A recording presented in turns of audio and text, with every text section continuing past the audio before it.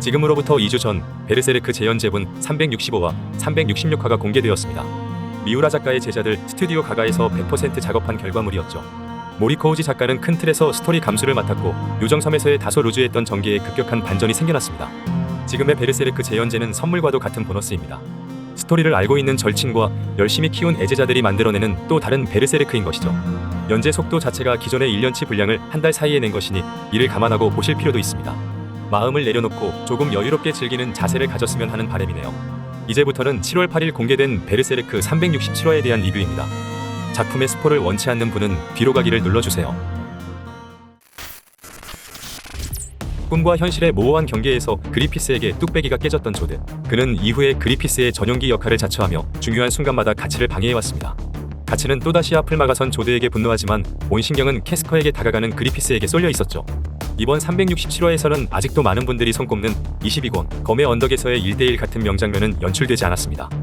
그 와중에 요정들의 왕 다난과 이시도르, 이스마, 세르피코는 빵이나 굽는 태평한 시간을 보내고 있었습니다. 시덥잖게 평화로운 담소를 나누고 헤어지려던 그때 다난은 갑작스런 격통에 주저앉고 마는데요.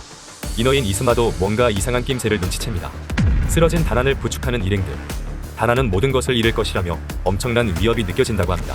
땅속 깊숙한 곳에서 무언가 솟아나고 있다며 두려움에 식은땀을 흘렸죠.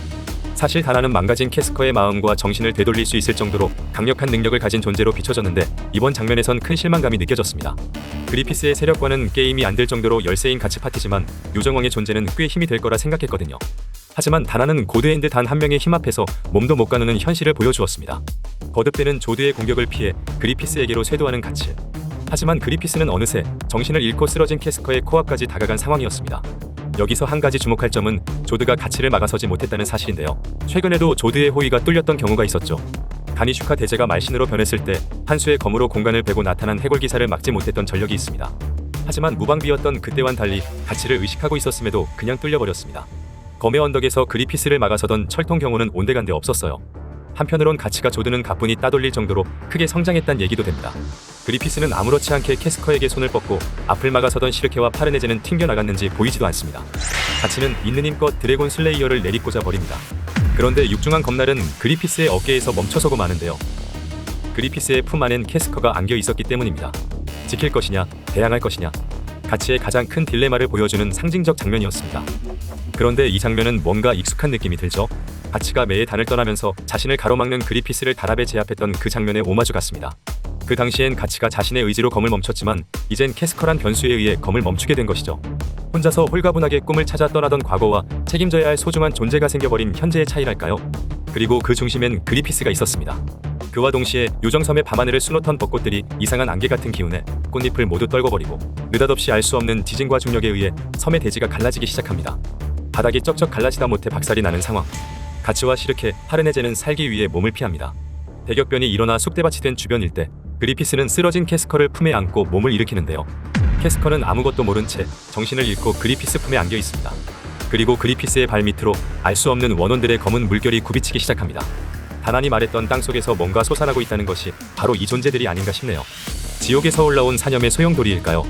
결국 그리피스가 캐스커를 납치해 사라지는 장면을 끝으로 367화는 막을 내립니다. 가치는 캐스커의 의식이 돌아온 후에도 제대로 대화조차 못 나눈 상황에서 또다시 이별을 맞이하고 마는 걸까요? 가치와 그리피스의 본격적인 최후의 결전이 시작된 것 같습니다.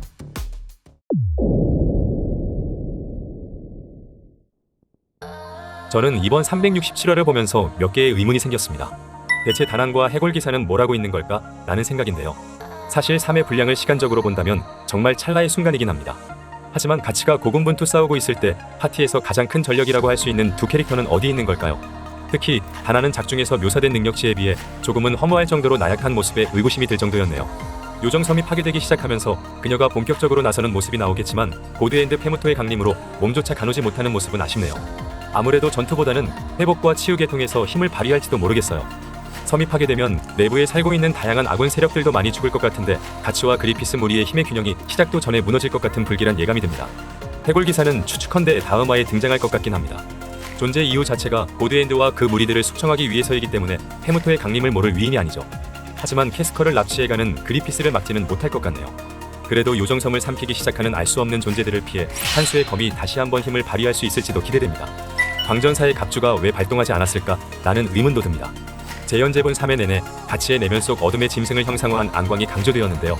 광전사의 갑주를 얻고 녀석은 더욱 실체화되어 호시탐탐 빈틈을 노리는 시한폭탄이 되었죠. 하지만 이번에는 간만 실컷 보고 광전사의 갑주가 발동되진 않았습니다. 그렇게 다킬발해왔던 그리피스가 눈앞에 있는데 현재로선 최상의 전력인 광전사 갑주의 힘을 빌리지 않은 것은 꽤 의외였어요. 그동안 시르케와의 실전 전투로 절제력이 생긴 걸까요?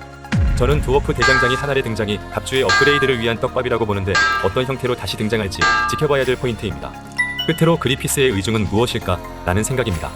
어찌 보면 그리피스 입장에선 캐스커를 납치하는 게 변수를 줄이는 묘책일 수 있습니다. 만월이 뜨면 본인의 의지와 상관없이 워라이 소년으로 돌아가 엄마 아빠를 찾아가는 상황. 신에 필적하는 존재인 고드엔드 페무토가 만에 하나라도 쓰러진다면 그 빈틈에서 시작될 것이기 때문입니다. 캐스커를 팔코니아로 데려가고 경우에 따라 그녀를 포섭까지 한다면 자신이 약해지는 타이밍에 몸을 보존할 수 있겠죠. 워라이 소년이 본인이라는 사실을 들킨 이상 가치는 그 기회를 놓치지 않으려 할 것입니다. 반면 캐스커는 자신의 아들을 죽일 수 없을 테고요. 지킬 것이냐, 대항할 것이냐, 끊임없이 자문하고 있던 가치로서는 어쩔 수 없이 팔코니아로 향할 수밖에 없는 상황이 됐습니다. 다음 연재는 한 달을 쉬고 8월 12일날 공개된다고 하네요. 갈수록 흥미진진해지는 베르세르크 스토리. 아카식 레코드에서 계속 팔로잉하겠습니다.